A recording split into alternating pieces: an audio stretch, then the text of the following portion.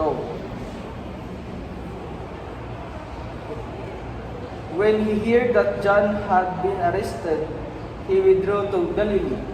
He left Nazareth and went to live in Capernaum by the sea, in the region of Zebulun and Naphtali, that what had been said through Isaiah the prophet might be fulfilled.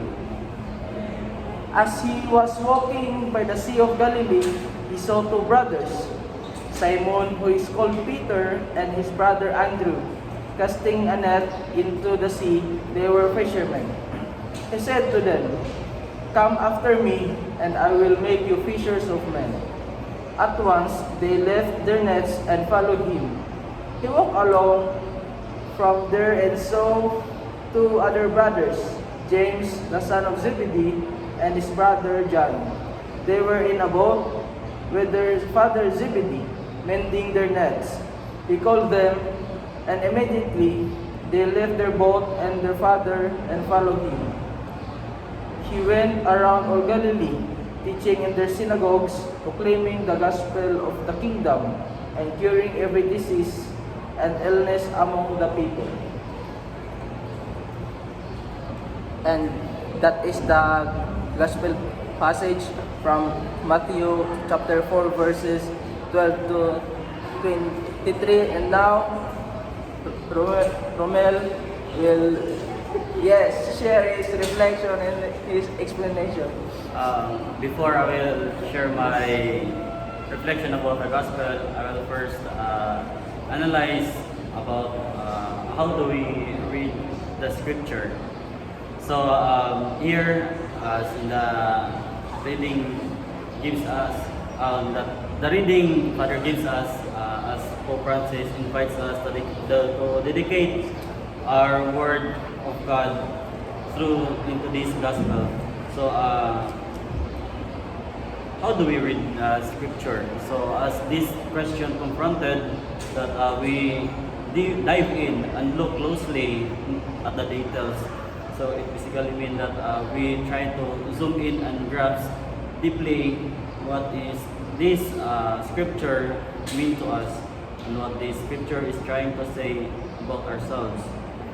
So in connection with that, in the gospel, which reminds me to follow Jesus without any asking questions or bothering my mind, because even though knowing the fact that it is very difficult to do that, as what Simon and John, the son of Zebedee, did, that at once they left their nets and followed Jesus.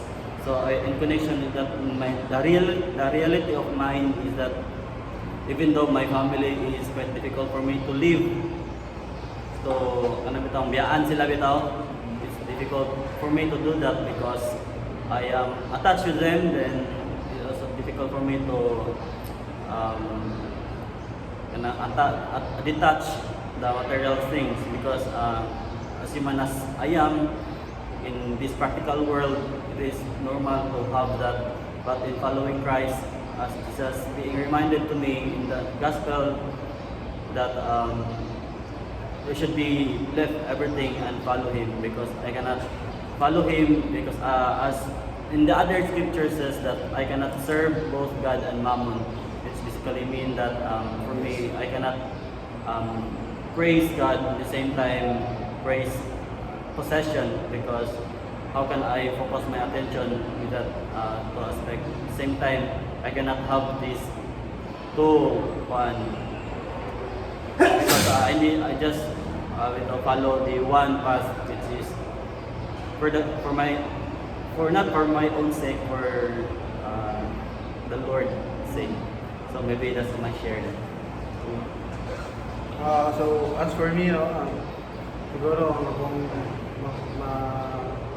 share is that when I entered the seminary, is I left everything behind and chooses the life of being separate to the society, and I think that is so very difficult. And mo gyapon ang gibuhat sa mga disciples ay sa mga gipantawag ni Jesus, no, ang mga disciples na niya karon. Kay kanang pagtawag pa lang ni Jesus, diretso na sila uban without questioning kung kinsa si Jesus, ay without questioning kung unsa ilang buhaton, no, ay ignan man sila ay mo talag fishers of men. No, although kanang kancha metaphorical ng ang ilaw bitaw nang isugot lang sila dito. So ako apod no sa way kanang itubag na ako ang calling, tapos igawas ko seminaryo no after sa mga personal problems, so mga realizations ko no, and siguro po mubalik ko para kanang pag-usab na pagtubag usab sa tawag o sa ng pagtuman kung unsa man galing ang plano sa Ginoo sa kuwan nang andam ko usab na biyaan kung mga katigayunan ng mga attachment sa outside world para mo balik sa seminary, no? Kaya lang. Amen. On what I have understood in understanding how do I read the scriptures, and also my reflection upon the gospel. First, how do I read the scripture? I read it word by word, and ka-focus ko kung magbasa ko ng scripture, subject o kung saan ginapasabot sa text, o kung saan ako pag-relate ang akong self na akong wang ibasa. Kung di na ko i-relate, dili mo ko makasabot nang inana ba, mao na maka-reflect ko.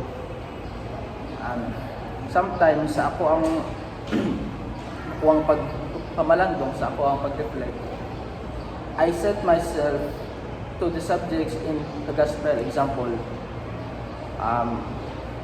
Peter, si Peter usa ka mangisda, and makita ba na ko ang ako ang kaugalingon kay Peter. Sa karon, sa kato pa lang pag-report na ako sa si Minaryo, kay si Minaryan mo ko. Sa pag-report na ako, murag makita na ako kung siya Peter, ano man, patsada naman ko itong kaimtang na ako sa halay, matara ko kay maligo, magkaon, tapos naplansan ako sa nina, nalaban ako sa nina, tapos ang kwarto kay aircon pa yun. Tapos ang ako na problema gyud sa halay kay kanang pag-eskwela ra gyud. Kung saan ako pagatiman ako kaugalingon. Tapos pero kana na mga kaimtang na kanang ayahay bitaw o katsada. Murag ako siya nabihan kay murag naay something pag pangitaon sa akong self since grade 6 pa ko gaserve ko sa simbahan. Nag-serve ako sa simbahan na dili ko kabatiyon og kapoy, wala ko reklamo.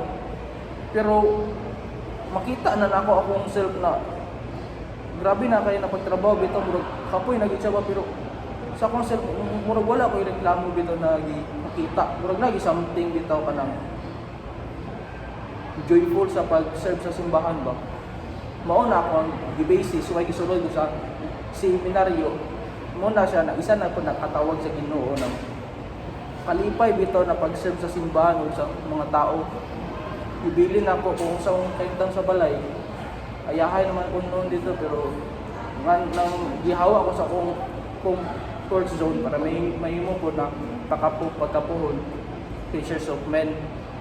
And sa dugang pa nakuha na karon ako kayo kong pagpasalamat kay bahalag layo pa pero layo na. Tapos kanang paghalamat pud ko kay nakita ko sa akong sa kong self na mga growth o salamat po ko kay kung sa pagsulod ako sa pan seminaryo mas na ila po na akong Ginoo sa mo. Amen. So overall, before we end this sharing, we are being invited that it's very important to analyze and understand how we read, how we are going to read and understand the scripture, because basically Pope Francis mean that he is the guide for us in our lives, in our daily lives, in how we meet Jesus in the scriptures, and how we apply it in our daily living to have more virtuous and moral life. So I hope that we learn from each other sharing, and hopefully we continue to inspire each other to continue, especially in persevering our vocation. Amen. Amen. Amen. Bye-bye.